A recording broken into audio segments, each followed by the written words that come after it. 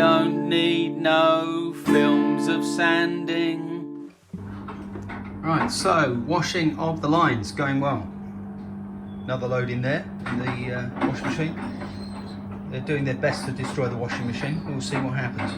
Right, so I'm hoping to be able to sand this. It is starting to rain and electric tools. Not a great mix, so I'll see what I can do. I'm not going to make you watch any of this. You get the idea. Right, so I finished all the sand except for the keel, which because it was very, very cold, and now it's kind of a moistish day, it's just covered in moisture. So I can't sand that today, but I'll do that hopefully tomorrow. Right, so brace yourselves, boys and girls, ladies and gentlemen. JJ is looking good. Used a bit of different stuff, so that was West Systems epoxy there, and then these little patches with West Systems. But as you can see, she's been sanded apart from the keel this side. On the other side it's all done, and you can sort of see she's kind of coppery, kind of gubbery, baby. There's that. Actually comes out better on the camera than it does in the eyeballs. So yeah, there you go.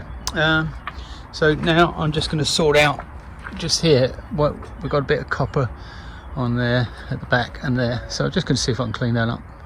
I might have to just sand it off, but in fact I will sand it off, but hopefully I'll be able to sand that off without sanding away the red bit. So she's coming along nice. This side, you saw that yesterday I think. There's a bit of dust on here.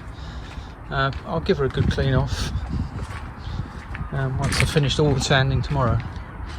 But and I've got a confession, I've got to fess up now. It's taken me a while to get to this because I was so disappointed I couldn't quite handle it. so the more observant bears amongst you would have noticed this little green piece of tape. Why is that there? Well, I'll show you why it's there. Because, can you see that? It's horrible.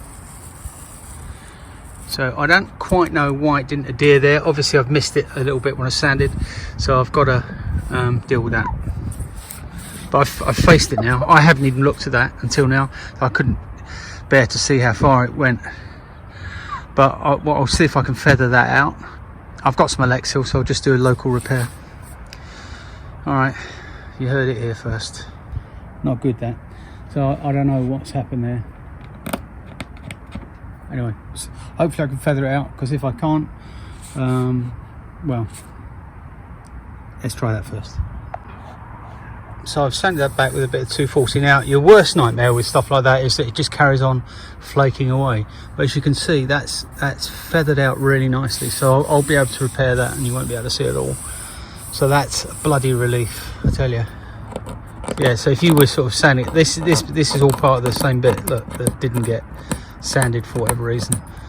So you know, in your worst nightmare, if you sand away stuff that's not properly adhered, that doesn't happen. It breaks off like that, or you know, not quite as bad as that, but yeah.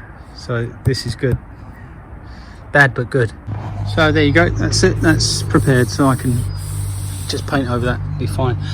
So so you'll probably remember that the whole idea of painting this side of the boat was purely to just smarten it up. It was, you know, it was a last minute thing, to just try and make her look a bit better all round. So I'm not that surprised about that, but obviously I was very disappointed initially, because I thought, oh sugar, what happens if the whole paint job is like that? But it's not. It's literally, there was just a strip there. Maybe I had some masking tape on it when I rubbed it down. I don't know what happened there, but anyway, it's good now. So I'll take all that off, and we'll basically, I need some primer for that. But yeah, I can create a little house here again to get the temperature up and all that, do all the right stuff, because we know the rules now, right, boys and girls? Get the temperature right, get the conditions right to create the right kind of job. Okay, all right. I don't know if we'll do too much else today. Oh yeah, that red bit on the back. So at the back here, I did indeed clean it off and yeah, it's gone through the paint, but that's all right. I'll just mix up some paint and whack it on there. A couple of coats, be perfect. So this is like where some copper got onto the finished paint there. So I'm gonna try and flat that out with a little bit of 1200, and I'll talk you through it. So I learnt this long ago. So you get a bit of 1200, wet and dry. Just put some soap on it. In fact, I'm just going to put some soap on there because I'm going to try and do this one-handed. But normally you just put a bit of soap on there, and you'd use a block. But I can't find my block, so I'm just going to use my fingers. Should be fine. So a bit of soap, a bit of wet and dry, a bit of water. So this is 1200 grade. So the thing is with this, it's really fine. Okay, but it's coarser than compound, so you can. It's great for getting rid of bumps and lumps in paintwork, but it doesn't damage the paintwork so much that you can't recover it with compound. Okay, you found me out. I was being lazy. I went to the car and found my block, so put the block on there. That enables you to not create a divot in the paint.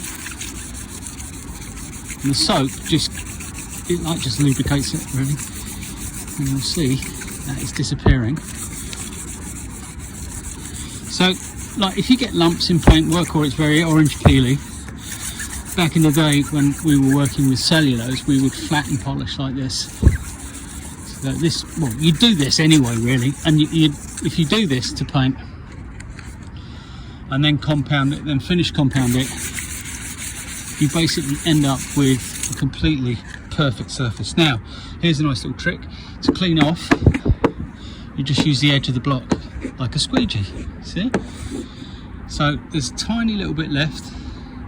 So we'll just give it a little bit more, but you know, even if that's the end result, trust me, it's pretty good. You'll never see it. This is a boat, like I keep saying, got French drawers.